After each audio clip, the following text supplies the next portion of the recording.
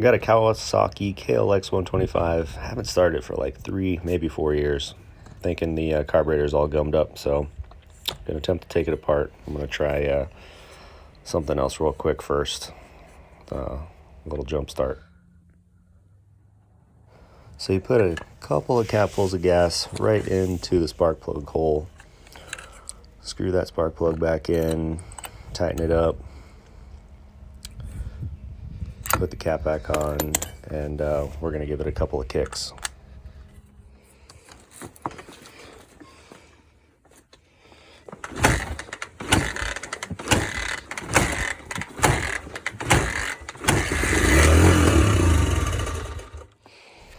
So as you see, you got it started, but I was giving it gas and it just wasn't keeping the engine going. Gas isn't flowing correctly through this carburetor, so we're gonna start unplugging some things. Took the gas line off, cap that. We got some screws that clamp screws, and we take those off. You can kind of work them, pulling in. It's a little tight area, but if you get those off, they come right off. If you untighten those brackets, Phillips head screwdriver on both sides.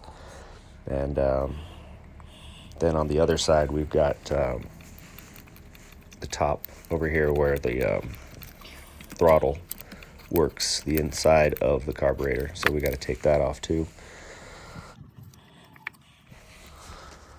So then unplug all the little tubes that connect. Usually they're little exhaust tubes, overflow tubes to the carburetor, and slowly kind of pull it out. It'll be loose. It'll come out. One side, flip over to the other side. Probably we're gonna have to pull it out on that side, depending on orientation. This worked for me, so just kind of wiggle it out, pull it, and it'll all come out, looking something like this. Doesn't look too dirty on the outside, so we'll take a look on the inside.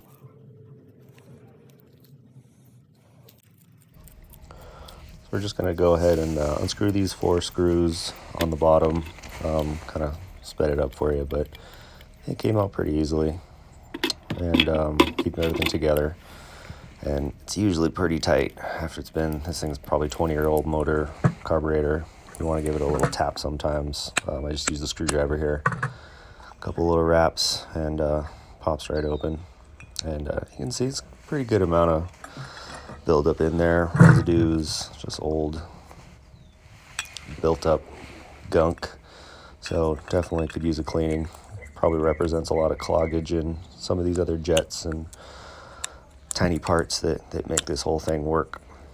So got some carburetor cleaner, and we'll take a look. So I got just some carburetor cleaner, got a little jet nozzle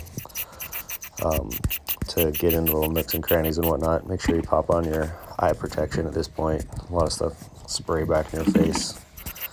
Maybe something cover your mouth too. Just kind of get it in there, spray, shake it around. Make sure you have something to dump the dirty stuff in, a little bucket or bowl, something nearby. Rag, kind of get in there and get some of the loose chunks going. But this carburetor cleaner works pretty well, breaking stuff up right on contact. Any little holes where hoses connect, tubes, anything in there looks like it need cleaning, just give it a blast. Sometimes you can blow through it, make sure you got cleaning all the areas that need to be cleaned. So Q-tips will help also at this point, kind of get in there. You can see it's just getting a whole lot cleaner. It was like dark red oil when we first started. So set that aside, then unscrew the other side. This one had 2 jets that I cleaned for the most part. You can see it's clogged up in there, so that goes right down to the heart. One of the main jets, and then another jet I took out too. after, but the float was probably the main part here, where you could see it's connected with a pin, and you pull that pin off, it slides right out, and then there's a little connector on the floats that allows gas in, kind of get that clean, and just start spraying all those holes and injector areas to make sure there's no cloggages or anything like that. And that's kind of what we're doing here, is getting it all blasted out, have a little clean rag nearby, and it should definitely help, especially how dirty this thing was. So just spraying, setting it down, getting the little jets blasted out, making sure you're looking in there, you can see sunlight through them. That one was pretty dirty, so I think cleaning that one and the floats alone probably make a big deal. So I was able to get the one last little jet out here that made sense. You can kind of see the little holes, and gas just kind of sprays in there and then gets ignited and kind of helps everything run. So clean it all in there. That one didn't look too dirty, but why not? We got everything cracked open, so let's get everything cleaned up as much as we can here. Screw it all back together. That's where I had to get my other screwdriver. Made more sense than my little pocket tool, but I can get a lot done with that. You'd be surprised. Screw it all in tight, making sure everything looks good. One last little clean down, and the float, make sure it's all put back together. There's little parts, keep it all together. Slide that down in that hole there where the gas gets fed into the floats, and put that pin back in to secure it. It'll pop right in there, no problem. So now we're just going to put all those screws back together. So we'll line the two casings up, throw these screws back in, screw them all in pretty tight. Not overly tight, don't strip them, but snug for sure. Make sure every moving part, clutch is working. Got this throttle control.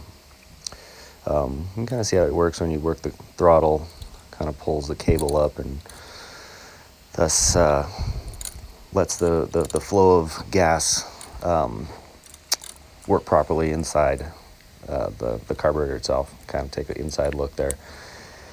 So then you start just putting it back in there. You got the two black tubes that we took it off of. Put it in the right way, of course. Takes a little bit of wiggling, a little bit of patience. There'll be some things that help you line it up in there.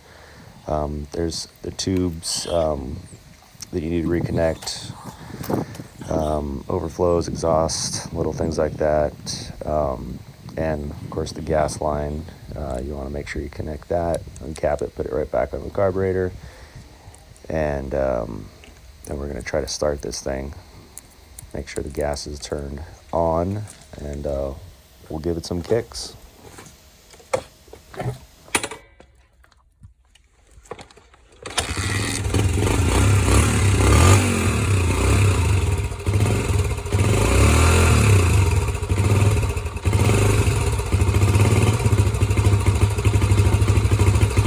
First try, not bad.